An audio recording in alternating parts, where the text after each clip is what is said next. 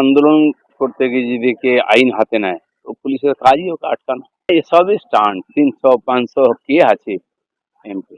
আর যেখানে গন্ডগোল, যেটাকে নিয়ে কমপ্লেন বিহারে এফআইআর নিয়ে, তো সেখানে দেখে বিরোধিতা করেন সমস্ত পার্টি।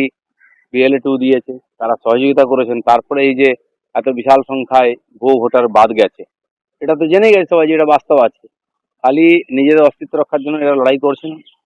কারণ কি, ওরা জানে এটা খালি বিহারে আটকে থাকবে না, দিল্লি থেকে আরম্ভ করে অন্যান্য রাজ্যে রাজ্যে এবং ওয়েস্ট বেঙ্গলেও আসবে। তখন এখানকার যে পার্টি আছে তাদের হাড় পাঁজর বেরিয়ে যাবে। কারণ যে ভোটারদের উপরে দাঁড়িয়ে ওরা জিতে আসছে, এরা সবই অরিজিনাল ভোটার নয়, জালি ভোটার। আর এরা বাদ হয়ে গেলে এই সমস্ত যত আঞ্চলিক বিরোধী পার্টি যারা দিন রাজ করে এসছে সব শেষ হয়ে যাবে। সারা পশ্চিমবাংলায় তো টিএমসির মধ্যেই গন্ডগোলটা চলছে এখন। কারণ সমাজ বিরোধীরা এখন পার্টির নেতা হয়ে গেছে, পঞ্চায়েত MLA MP হয়ে গেছে, তো ঝগড়া তো ওখানে হবেই। এটা এখন টিএমসির ফ্যাশন হয়ে গেছে, কেউ না কেউ উল্টা পাল্টা বলবে, তারপর কোন নেতা আবার কিছু বলবে। এটাই চলছে, এটাই এখন পলিটিক্স হচ্ছে।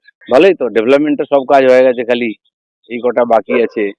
ওনারা যদি পুজো বা এইসব না করেন, বাংলায় কি পুজো বন্ধ হয়ে যাবে নাকি মন্দির হবে না? যারা DA এর জন্য আন্দোলন করছে তাদের কথাটা ভাবুন, যারা চাকরির জন্য আন্দোলন করছে তাদের যে কথাটা ভাবুন।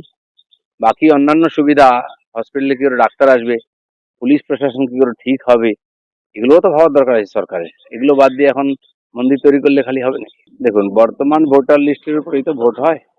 আর যারা ভোটার হননি বা হবেন, এছাড়া CA যে হয়েছে, সংশোধনী আইন হয়েছে দেশের, তার মধ্যেও তারা সুযোগ পাবেন। তারা ওখানে ফর্ম ফিল আপ করে নিজের নাগরিকত্বও পাবেন। আর অনেকে এরকম আসল ভোটাররা বাদ গেছে পশ্চিমবাংলায়, আর যারা মারা গেছে বা বাইরের লোক, তাদেরকে ভোটার করে রাখা হয়েছে। সেই জন্য এখানে সংশোধন দরকার আছে।